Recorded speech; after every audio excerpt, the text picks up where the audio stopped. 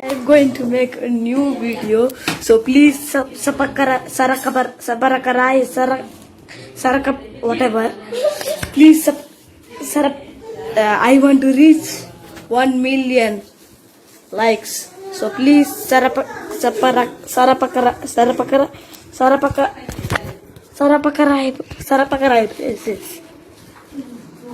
Okay, thank you.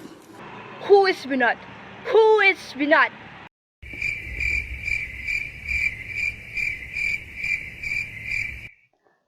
So, aigi tumbam thokpa khara tummaga yam kanna ngandabida hawgatsare ko ngaha khole laithoe aduga khwaigi ahanba thabak phone yenge phone da ji yengdoisi Facebook ni Facebook ta kari toriba nasigi numit sidi karino Facebook se Binod ngakta Binod everywhere Binod ay search to do yaro press to ke kem tahana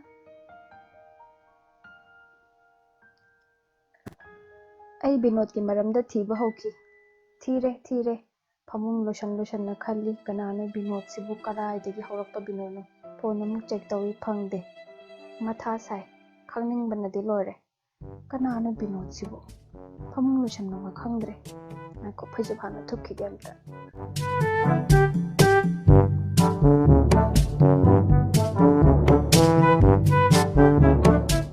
Hey Binod, nang buka na wari ka ba?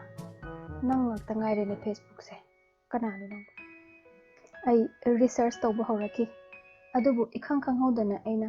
meme amagi comment amada Binod ki video ki link thang na ki. Ay haraw budi ng kay lekide.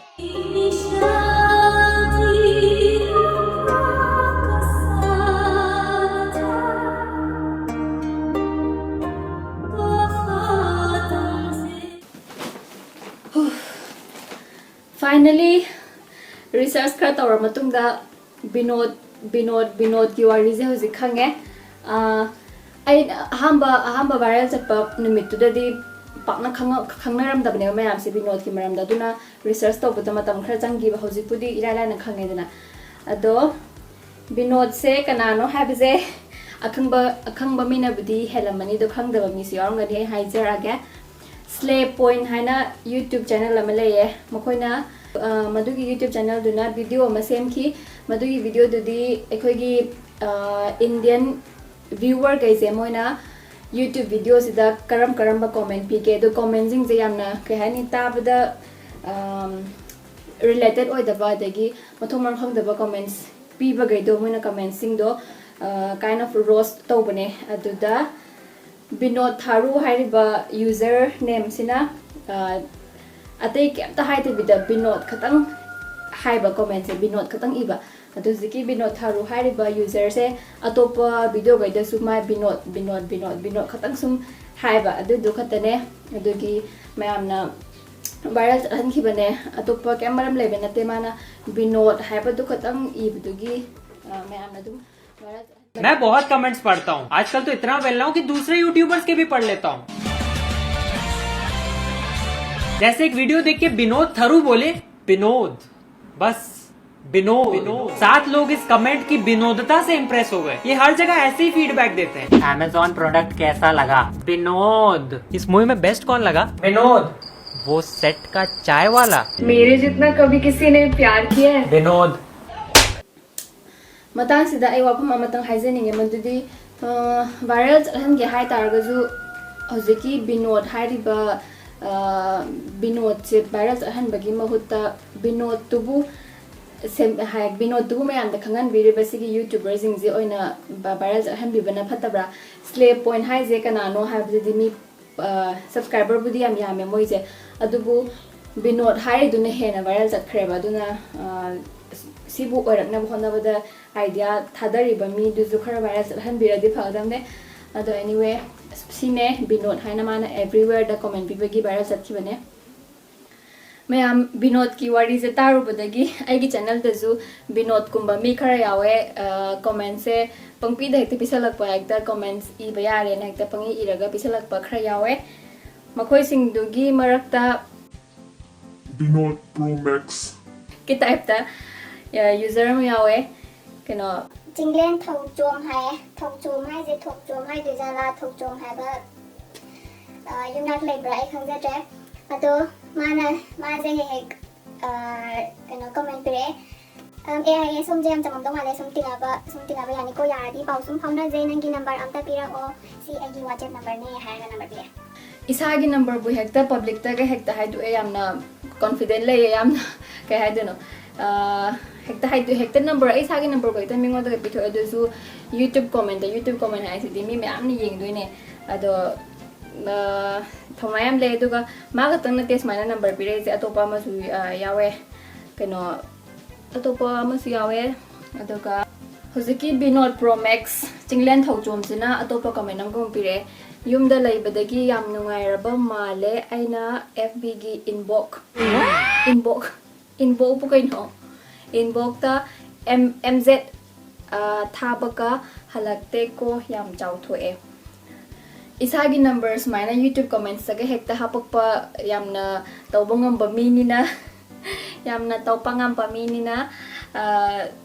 ai message han baki je duna ai hanjada bane aduga amuka zo mu AIA somgi FB inbox ta MZ thabane halakte amkahare aduna atop topa comment su khara yawe comment amani ai me amayam da comment amani di ai pazaram ge sidi khara haining bagi ko Khetri mayum gypsum hai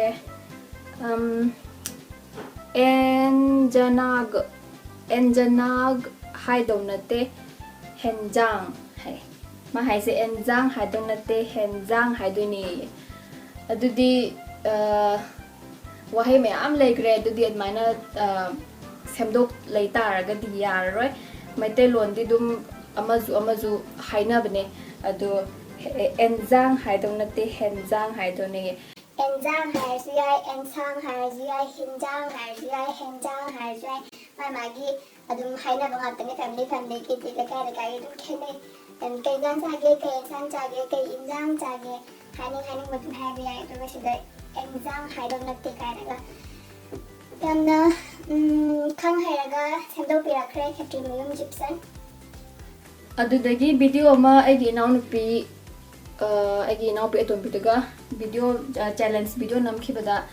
ai naupi do khara kanna nokpaneba ado funny oina bana dum khara manipulate toroga su dum nokhibaneba ado nanau nupi Dilip ango chan hai nanau nupi do but beauty but film number yarani khunok do butt film what is butt film hai je kai boot film budi hai do ne ba ko akoina dum khanjan jaraga gyan ta jaraga dum oh my je boot film hai boram ni budi khange ado boot film number yarani na hare phare som naga number do bale tar ga di ai no pise contact to biro ai dum ma ya han jarake hojiki same video du da ngongo cha mai teina lawai gi khunok cha nok lo hai taina am tanu lawo am tanu law ba nangi khunok to lawai gi khunok cha nok lo ye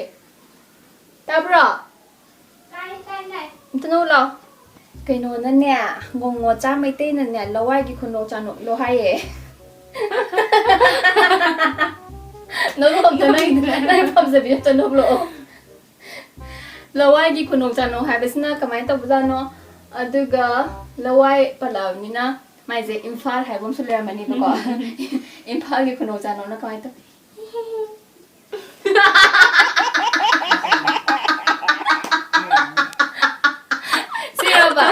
siya ba lawai khunok cha no hai je ni de imphal khunok no ko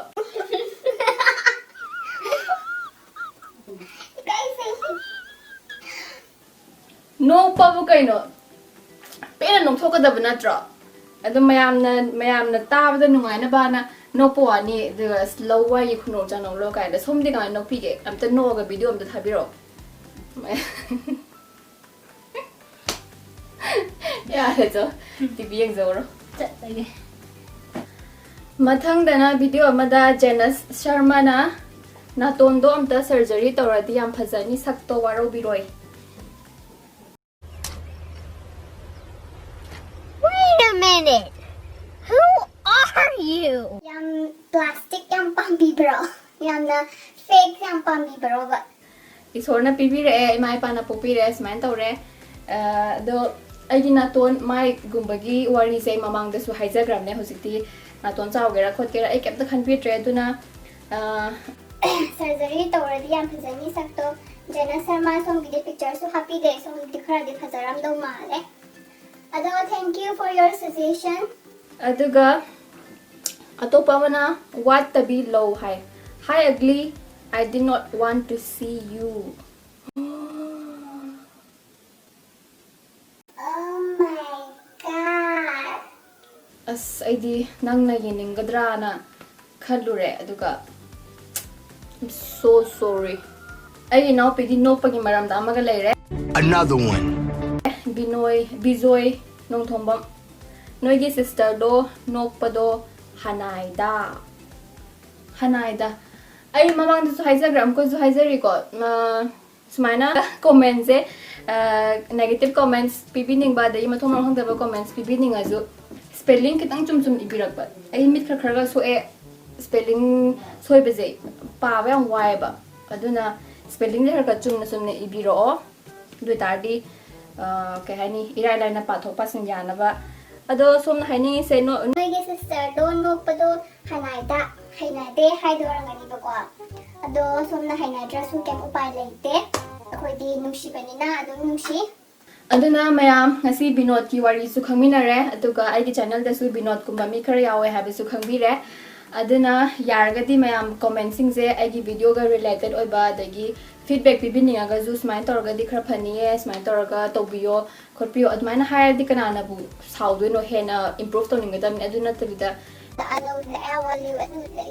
da ngan la tanang adu tawi lawai adu da adumai tawna roise akhoi Binod oi roise aduna video se loi foping bikidama thank you very much mathangi video da onar se bye bye take care